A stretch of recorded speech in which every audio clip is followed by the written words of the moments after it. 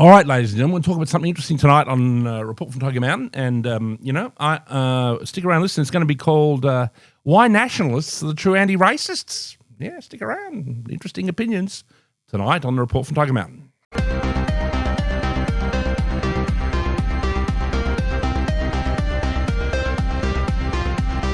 All right, ladies and gentlemen, why are nationalists the true anti-racists? You know, it's a controversial thing because we are the ones always being accused of being the racists.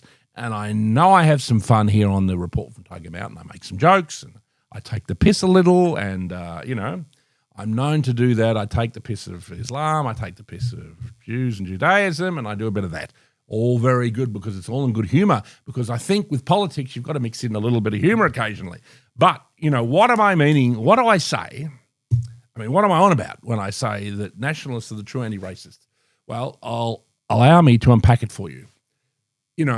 Nationalists essentially want to protect the local culture, okay, right? So in that sense, they are anti-racist.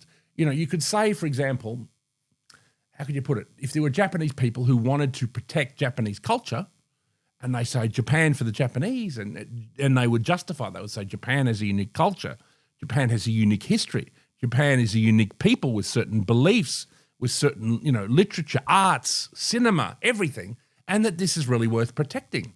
I think most people would say that's quite reasonable, wouldn't they? And they would be about protecting it. Is there a racial element to it? Well, I'm not sure, but they want to protect what is Japanese. Okay, and you could say that with the Chinese people. Chinese people might say that Chinese people have a unique culture and unique arts, a unique history. Of course, it's true. Anyone who wished to protect the Chinese culture would probably get on mainstream media and people might like them. And obviously, you've got Israelis and Jews who say the Jews are unique people. We must protect Israel, blah, blah, blah. And there's even some element of truth to that the Jewish people do have a unique culture. And that, I'm no friend of Israel, I'll tell you that much, but I understand the desire for them to have a homeland and for them to wish to protect their own culture, right? And they're protecting it because, and then you've got black people who like black power, who want to protect Africa and protect African culture and all this kind of stuff. And then you've even got Aboriginals who wish to protect Aboriginal culture, et cetera, et cetera. And that's fine. That's all fine. And media will put you on the ABC and you'll probably get a story on Australian Story. You'll get on Q&A and you can go on about all what I just spoke about. No problem. But if you are a European person, you're not allowed. You're not allowed to protect British culture. You're not allowed to protect French culture. You're not allowed to protect German culture. You're not allowed to protect Swiss culture, Italian culture, Spanish culture. If you're that, you're a fascist. You're a neo-Nazi, okay? But you aren't. In the sense, you aren't a racist. All you really want to do is to protect your culture and to say that's worth protecting. And I think in Australia, we do have a unique culture. I'm a pretty cultured and well-travelled person, ladies and gentlemen. I don't know if you've noticed. I've got a house with about 50 bookshelves in it, and I've got movies everywhere. I've got films. I'm a pretty well-travelled. I must have been overseas about 20 or 30 times in the last 35 years. I've travelled. I read books. I read books on all cultures. When I go to Southeast Asia, I read books on Bali or Thailand or Burma or wherever the hell I've been. Vietnam. I've been to all these places, ladies and gentlemen, and I've read books on these cultures. I've travelled overseas, blah, blah, blah. I love foreign people and I love foreign cultures. But still, I'm interested in nationalism because, if I want to go see an Arab culture, I'll go to the Middle East. I'll go to Saudi Arabia or I'll go to Turkey, or I'll go to Egypt. And I don't want to see white people living in Egypt. I don't want to see my culture when I go to Egypt or when I go to Turkey. I want to see their culture. You know what I mean? That's fine. And I would support any attempts those countries have to protect their culture. So that's why nationalism and anti-globalization really are the true anti-racists. And, this whole term of racism, where'd it come from? It was that old slippery character Trotsky. Stalin didn't do many good things, but one good thing he did do was get rid of Trotsky, ladies and gentlemen. A little bit of the old ice pick action. Yep. So Trotsky worked out that one of the good ways to shut right-wingers up was to call them racist, okay? And it was a tactic that was, could be used to whatever. And so, that's where it came from. It was some slippery Bolshevik maneuver, So the people who are actually protecting individual ethnic cultures, and that includes Australians. Let's talk about Australia for a minute. Australia is a wonderful country, and there are Australians, I'm sorry. I know there are Aborigines, and that, yeah, we did try to replace them, but, you know, we did kind of build everything. You know what I mean? No, I don't believe in disliking the Aborigines. I do think you can be supportive of the Aboriginal community and supportive of Australians. And Aborigines are Australian. No one's going to say they aren't. You know, but we can support the white Australian culture we have here, and we can protect it. Because as far as I'm concerned, and I've met people from all over the world, Australians are the best people in the world. You know, we're a bit too easygoing. You know, we've got a bit too she'll be right. But really, Australians are the best people in the world. We're the nicest. We're the kindest.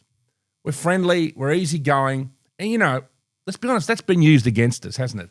You know, all our politicians have used our easygoing nature to fuck us.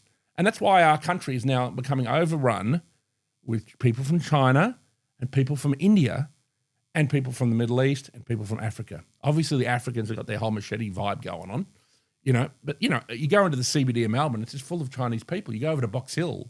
I mean, I feel like I need a passport to go to Box Hill. You know what I mean? I feel like I need a passport with a Chinese stamp every time I visit Box Hill. You know what I mean? Like, because that's what it's like. They ghettoise. And, you know, I mean, I was getting a cab ride with some Indian guy, and he says, there's no multicultural in Australia. He said there are parallel societies. He says, I'm Indian. I exist in Melbourne in an Indian community. Like there are, you know, Indian places of worship, there are Indian restaurants, there are Indian nightclubs. These are the things I take part in. You know, and he says it's the same with the Chinese, same with people from the Middle East, same with Africans. So that's what's going on. These cultures are not getting along. What they're doing is they're setting up parallel societies. And obviously in the end, one will win out. It might be us because we were here originally, I don't know. But one will eventually come to dominance. Obviously we have been the culture that has been of dominance because we run the joint. We're the ones who built it. You know, and there's a difference between immigrants, because this is one of the other things that gives me the shits.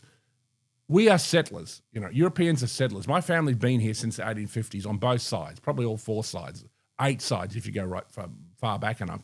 They've been here since around, that's when most people came here who wanted to be nation builders. For whatever reason, they wanted to get out of the UK. They came here and they struggled.